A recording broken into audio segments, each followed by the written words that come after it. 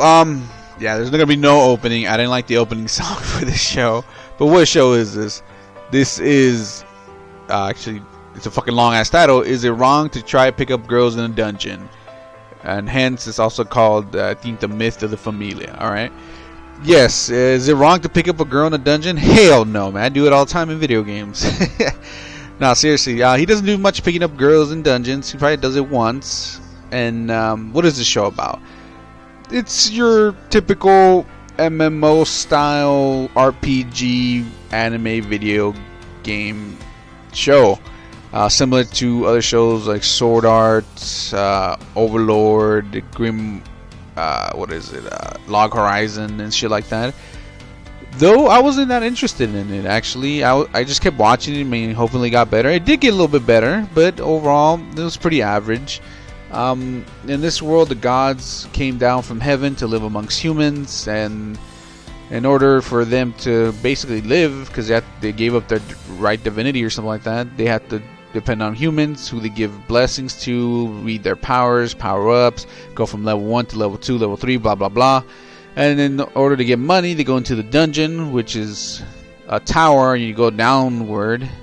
Now, the farthest they've gone, I think it's floor 18 in the season. Though we know that people have gone farther beyond that, like 50. And then every time you go into a dungeon, your goddess can read your abilities, give you a paper which has your abilities getting rised up. And this one they don't explain very well. They say, "Oh man, your abilities are rising quickly." Is that not normal? I guess they don't explain that well.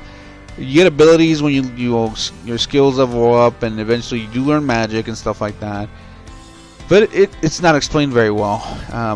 Every time you kill a monster, of course, they drop items which you pick up and sell. They pick, little things and they sell them for cash. That's how you basically make money in this world, or one way you make money in this world. The goddess thing and the gods part, that's a little interesting, but I was like, I've seen that kind of before too. And they don't explain that. Can you hit on your goddess or god? Can you have kids with them? Why aren't they allowed in the dungeon? What the fuck's going on? None of this is explained. Also, power levels aren't explained. Levels aren't explained really much, except you're level 1 and then you become level 2. So I was kind of whatever. You just kind of fill it in with your knowledge of RPGs and MMOs, and you kind of just go with it, right? The monsters are cool. Typical monsters. Kill them, they become things. But what really brings this show around, I guess, is the characters.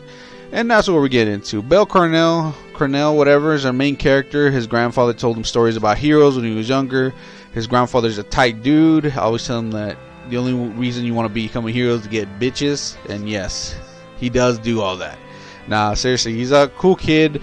Very sweet, very trusting, actually, to the point of, even my favorite character was like, what the fuck, why are you being like that?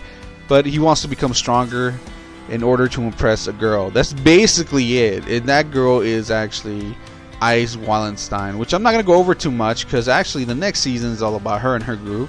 So I'll go over her on there. But she's actually really cool. Not showing much emotions, but seems to care about our main character. I'm not sure though yet. Alright. Hestia is our goddess. She's Hestia, the Hestia Familia. She's basically, from what we could gather from this season, she was a bum. Fucking, became a freeloader amongst other gods, and finally she's decided to start her Familia. She's very cheerful. I think she's in love with our main character. I'm not sure, but they live together in a room by themselves, so she could go down, but it doesn't. Overall, she's really cool though. For a goddess, I guess. Not many. Seer Flover is a character in a bar. They meet. She's always flirting with him, our main character. And that's really all there is about her. Now, she's actually a really cool character. Supportive, character. But overall, not much there to that.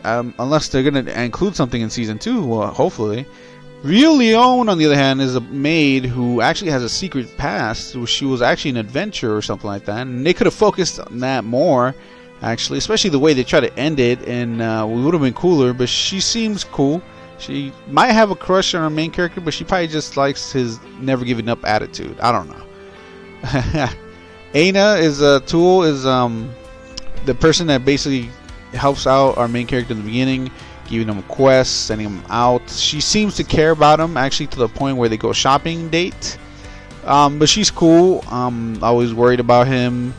You know, kind of reminds me of that chick from that one anime. I know, right, Red? You're being so vague. But yeah, anyways, hopefully we get to see more of her in later on seasons. I like her. She's cool.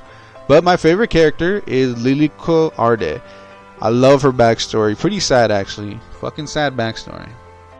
Growing up in a rough part of town, her parents died trying to be adventurers. All the adventurers basically treated her like shit and tossed her around, basically screwed her over. But she keeps on going, and eventually she hates fucking adventurers to the point where she basically betrays them and anything. And kind of that's what you're gonna get, especially with our main character. But you know, something happens, and she's my favorite character. Alright, so whatever. And then we have Wolf Crozo, pretty cool dude. Actually, one of my favorite voice actors does the voice for him. If you don't know who it is when you hear his voice, you seriously have not seen Sidekick K. Anyways, he's a cool guy. Seems to also have a past with him, certain things, because he's a craftsman, but he doesn't craft anymore because of something, but we don't know yet. So yeah, be ready for that. But like I said, man, this is an okay show with some things going for it, but the characters are basically why I kept watching it. I love that character, but again, there has been another show like this, and that show, I forget the fucking name of it. Rem was cool in that show. So with all that being said, yeah, I just kept on watching it, and eventually the ending twist was something I fucking saw in the beginning of the show. So I was like, okay, let's see. I'm gonna keep watching and see where they're going. So I'm definitely gonna watch the next season, which is the Sword Princess Wise, her and her friends guild, Loki, whatever. So I'm watching that right now, and it's funny how the shows are coming together, but whatever. And I'm gonna watch season 2 and the movie. But overall, I'm gonna give this one a 6 out of 10. I give the same score to that one show with that dude who's obsessed with that girl, and he's fucking overlooking this other hot girl. That's basically kind of what this is. So let's give the same score. But thanks for watching. Hit that like, hit that sub, and I'll catch you guys next time. Peace.